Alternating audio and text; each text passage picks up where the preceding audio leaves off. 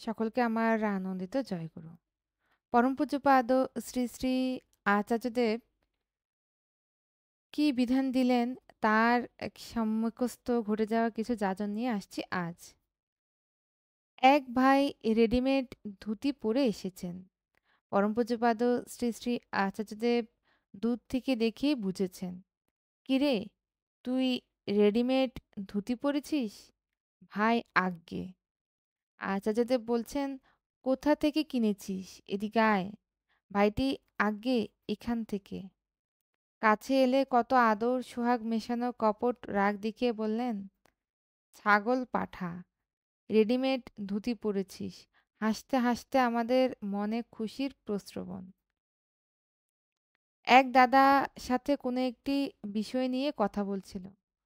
ওই দাদাটির হয়তো বুঝতে কিছু সমস্যা হচ্ছিল। সব শেষে আচার্যদেব খুব হাসতে হাসতে বললেন, এই জন্যই তোর থেকে তোর বউয়ের সাথে আমার ভাব বেশি। ওই দাদা হাসছেন, আমরাও হেসে কুটি কুটি। অন্য একটি ঘটনা প্রসঙ্গে বলছেন, ও আমার মতো ভালো মানুষের কথা না শুনে গেছে অমুকের কাছে। তার কথা শুনতে গিয়ে সব তালগোল পাকিয়ে গেছে। বলে হাসতে হাসতে বললেন, পায়খানা একবার বাইরে বেরিয়ে গেলে আর তাকে ভিতরে ঢুকানো যায় না। সবাই তো ভীষণ হাসছেন। তারপর নিজেই আবার সংশোধন করে বলছেন, ঢোকানো যাবে কিন্তু ওই দুয়ার দিয়ে না, অন্য দুয়ার দিয়ে ঢোকানো যাবে। আমাদের তো হাসতে হাসতে পেটে কিল ধরে গেল। একজনের নাম না করে বললেন, ও একটু আগে প্রণাম করে গেল। ও নিজেই বলেছে, আমি মাধ্যমিকে ফেল, উচ্চ মাধ্যমিকে ফেল, কিন্তু বিএ পাশ করেছি, এমএ পাশ করেছি, তারপর চাকরিও পেয়েছি। বেআইনি বলে চাকরি চলে গেল। তারপর আবার কোর্টেও মামলা করে চাকরি ফিরে পেয়েছে। এই অদ্ভুত ঘটনা ভীষণ হাসির ফোয়ারা বইয়ে দিল। আরেকজন ভাইকে কাছে ডাকলেন। সামনে প্রণামের বাক্স, চারদিকে মানুষের ভিড়। ভাইটি কিভাবে যাবে একটু ইতস্ত করছে। আচার্যদেব বললেন, তুই সাইড দিয়ে হোক, বাক্স লাফিয়ে ডিঙিয়ে হোক, সবার সঙ্গে ঝগড়া করে হোক, যেভাবেই হোক এদিকে আয়। পূর্ণ আনন্দস্বরূপ তিনি, আপন অন্তর উদ্ভাসিত আনন্দে আপনি ভরপুর।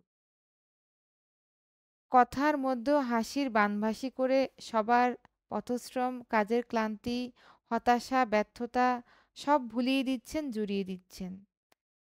হে রসবিগ্রহ, তোমাকে প্রণাম।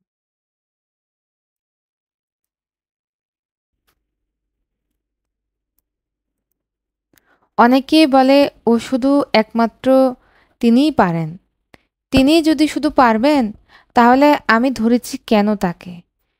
তিনি যা যা পারেন, যা যা করেন, সব আমাকে করতে হবে, আমাকে পারতে হবে। এটাই আমার সাধনা। আমার খাকতি থাকতে পারে, আমি নাও পারতে পারি, কিন্তু আমি থামতে পারি না। আর এইটাও বিশ্বাস করি না যে যেটা তোমার দ্বারা সম্ভব সেটা আমার দ্বারা নয়।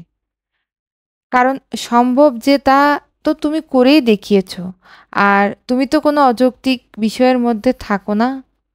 পরম পূজ্যপাদ শ্রী শ্রী আচার্যদেব ঋত্বিক সম্মেলনে এই কথাগুলো বললেন। তিনি আবার বললেন, আমাদের সবচেয়ে বড় শত্রু কে? পরম পূজ্যপাদ শ্রী শ্রী আচার্যদেব বললেন, নাটমণ্ডপে বাবার কাছে আমরা ভাইরা আর সবাই বসে আছি। বাবা জিজ্ঞাসা করলেন, সবচেয়ে বড় শত্রু কে?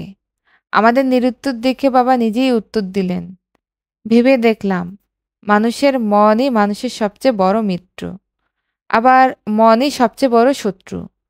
মনকে উল্টে দিলে হয় নম। যার মন তার শ্রী পাদপদ্মে নত থাকে, সে মনই এগিয়ে যেতে পারে। যে মন নত নয়, সে মন বিচলিত হয়, বিভ্রান্ত হয়, এলোমেলো হয়। তার শ্রীচরণে মনকে নত রাখতে পারলেই মন ঠিক গতিপ্রাপ্ত হবে, ভাবমুখী থেকে কর্মে সফলতা নিয়ে আসবে।